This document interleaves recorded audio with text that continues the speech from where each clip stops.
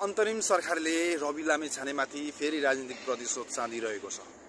रविलाई कहिले रिहा गर्छ यो सरकारले? हामीले त्यो हेरेर बसिरहेका छौँ। हामीलाई बाध्य बनाउँदैछ यो सरकारले फेरि आन्दोलनमा आउनको लागि। फेरि जेनजीहरूले जुन आन्दोलन गरेको थियो त्योभन्दा डरलाग्दो विध्वंस मचाउने आन्दोलन गर्नको लागि बाध्य बनाउँदैछ सरकारले।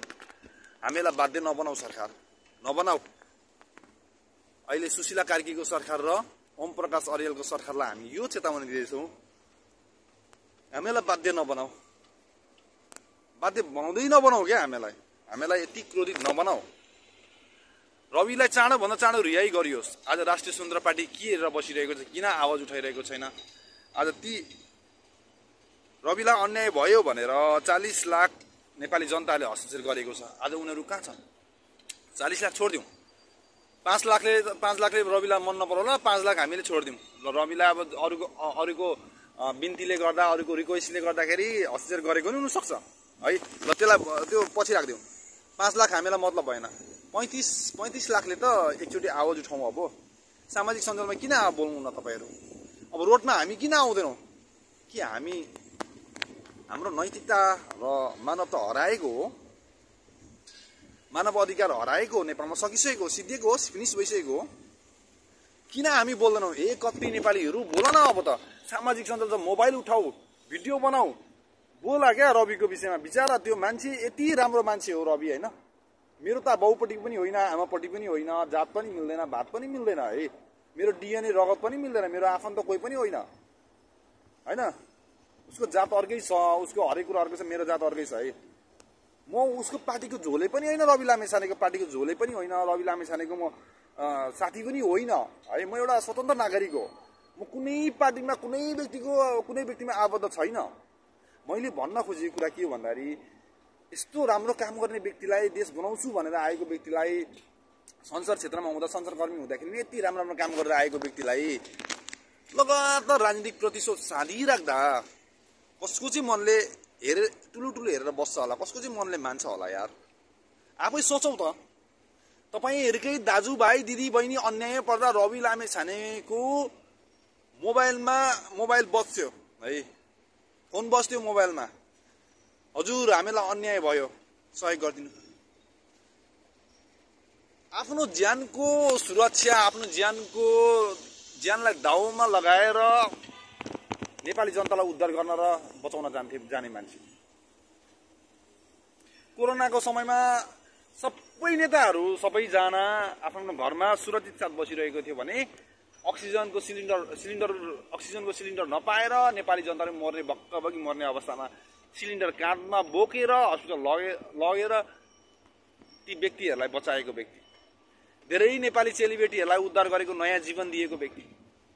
अनि तँहरूले राजनीतिक प्रतिशोध गरेर, मिडिया ट्रायल गरेर, आफ्नो झोलिनीहरूलाई प्रयोग गरेर रविलाई सिध्याउन खोज्दा हामी मान्छौँ? बोल न हौ, तिमीहरू साँचो नेपाली हो भने अब त बोल कि तिमीहरू साँचो नेपाली हो? यदि साँचो नेपाली हो भने बोल न क्या। अब बोल। समय आइसक्यो। के जेनजीहरूले कुट्छ भनेर हो कि अब जेनजीकै राज्य हो यो नेपाल देश? जेनजीको मात्रै देश हो? पुच्चे भाइहरूको मात्रै देश हो यो? हामी जस्तो 28 वर्ष कटिसकेको व्यक्तिहरूको देश होइन। हाम्रो कारणले गर्दाखेरि यो देश चलेको छ। आज जतिले पनि घमण्ड देखाउँछ नेपालमा, होइन? हामीले पठाएको रेमिटेन्स र हामीले तिरेको कर र ट्याक्सद्वारा यो देश चलिरहेको छ। यदि हेकार होस्, यदि हामीलाई प्रवासमा बस्ने व्यक्तिहरूलाई, विदेशमा बस्ने व्यक्तिहरूलाई हामीलाई चलाउने कोसिस गरियो भने हामीले हुन्डीबाट पैसा पठाउन बाध्य हुनेछौँ। हामीले नेपालको रेमिटेन्सै बन्द गरिदिनेवाला छौँ फेरि अत्याचार भयो भने। अब त बोल। हामीले गर्दा चलेको देश अनि हाम्रै कुरा नसुन्ने सरकारले। आज नेपालमा रविलाई सिध्याउनको लागि 12 भाइदेखि लिएर सबै माफियाहरूदेखि लिएर सबै व्यापारीदेखि लिएर पुरानो राजनीतिक दलहरू र नयाँ आएको सरकार सबै लागि परेको छ सिध्याउनलाई। जसरी पनि सिध्याउने बालेनहरू पनि लागि परेको छ रविलाई सिध्याउनलाई। नयाँ भनौँ त, नयाँ शक्तिको रूपमा उदाएका मेयरहरू छन् नि, हामीले काम गर्यौं भने देखाउटी रूपमा काम गरेको देखाएर नेपाली जनताको ब्रेन वाश गरेर आज रविलाई सिद्ध्याउनको लागि षड्यन्त्र भित्र रच्नेहरूलाई हामीले के दर्जा दिउँ, के दर्जा दिउँ, उनीहरूलाई हामी के बनाऊ, उनीहरूलाई हामीले के बन्ने, अब उनीहरूलाई हामीले कस्तो अवस्थामा राख्ने, यो त हामीलाई जानकारी देऊ, स्पष्ट रूपमा हामीलाई भनिदेऊ। अब हामीले उनीहरूलाई के दर्जा दिउँ, फेरि के हामीले दोस्रो जेन्जी जन्माऊ?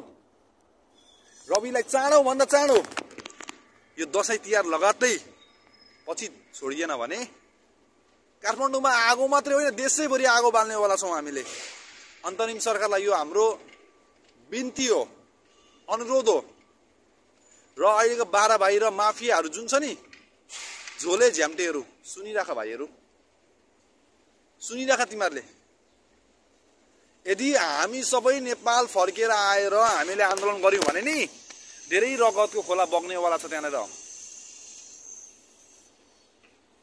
पहिलो जेन्जीले अब अहिले गल्ती धेरै ठुलो गर्यो। तिमीहरूकै समर्थकमा सरकार हामीले छोडिदिउँ, लु बनाऊ, तिमीहरूले आन्दोलन गर्यौ बनाऊ, सुशीला काडीको लगेर टप्प टिपेर लगेर राखिदियो है। हाम्रै समर्थकमा हामीले विरोध गरेको बन्दैन पनि थियो होला। अब रह्यो होइन, ओम प्रकाश अर्याललाई बालेनले आफ्नो झोलेलाई कार्यकर्ता लगेर राख्यो। अहिले टेढो कुरा गर्दैछ गृहमन्त्री, धेरै दिन टिक्दैन फुर्फुर। फेरि आर्जु राणा र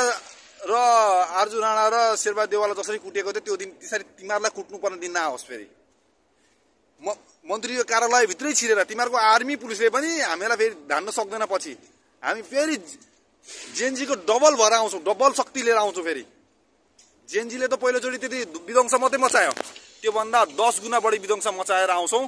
तिमीहरूको जुन छ नि आर्मी र पुलिसले नि तिमीहरूलाई सुरक्षा दिन सक्दैन। पछि फेरि केपी ओलीलाई जसरी बचायो नि, अब तिमीहरूलाई बचाउन सक्दैन फेरि आर्मी पुलिसले पनि। देशैभरिको हामी युवा अब शक्तिहरू उत्रिनेछौँ। फेरि जेएनजी भाइ फुच्चीहरू त उत्रयो है। अबको शक्ति भनेको चाहिँ फेरि 28 वर्षदेखि माथिको 30 वर्षसम्मको 40 वर्षसम्मको व्यक्तिहरू। हाम्रो शरीरमा ताकतहरू घटेको छैन यार, पानी सुकेको छैन, त्यही रगत छ हामीसँग। हामीले चाहियो भने त्यही रगतलाई उमाल्न सक्छौँ। हामीले बारम्बार भनिरहेका छौँ रविलाई रिहाई गर, रविलाई रिहाई गर। रविलाई रिहाई नगर्ने हो भने हामीले बाध्यताले फेरि आन्दोलन गराउन बाध्य हुनेछौँ। रिहाई गर, यो अन्तिम अनुरोध हो। रविलाई छिट्टो रिहाई हुनु पर्यो र रविले चुनाव लड्न पाउनु पर्यो फागुन 21 गते। यदि रविलाई छुटाइएन भने यो चुनाव पनि हुन सक्दैन। यति कुरा हेकार होस्। हामीले अहिले देश विदेशबाट हरेक ठाउँबाट जहाँ बसेछ हामी त्यहाँ अभियान चलाउँदैछौँ। रविलाई रिहाईको लागि हामीले सबैलाई बिन्ती गरेका छौँ। साथीभाइहरूलाई सबैले विरोध गर्नेछ, नेपाली जनताहरूले सबै रोडमा आउनेवाला छ नेपालमा। फेरि यति कुरा हेकार होस्। ढिलो छिटो भनेको कुरा खल्लीबल्ली, तर आउन त आउँछ एक दिन। अहिलेको सरकारलाई हामीले बारम्बार बिन्ती र गहिरो अनुरोध गरिरहेका छौँ। रविको मुद्दा खारेज गरियोस्, रविलाई छिटो रिलिज गरियोस्। यो भिडियो सक्दो सेयर लाइक गर्नुहोस्। यदि तपाईँहरू साँचो नेपाली हो भने रविले तपाईँको दाजुभाइ, तपाईँको दिदी बहिनीलाई हरेकलाई उद्धार गरेको थियो यार। टेलिभिजन चलाउँदाखेरि रविले प्रत्येकलाई न्याय दिएको थियो, नयाँ जीवन दिएको थियो यार। किन आज चुप लाएर बसिरहेको छौ क्या तिमीहरू? बोल न, तिमीहरूलाई त उद्धार गरेको थियो त यार। बोल न सञ्जालमा, रविको सपोर्ट बोल क्या, किन डराएर बसेको काइरहरू?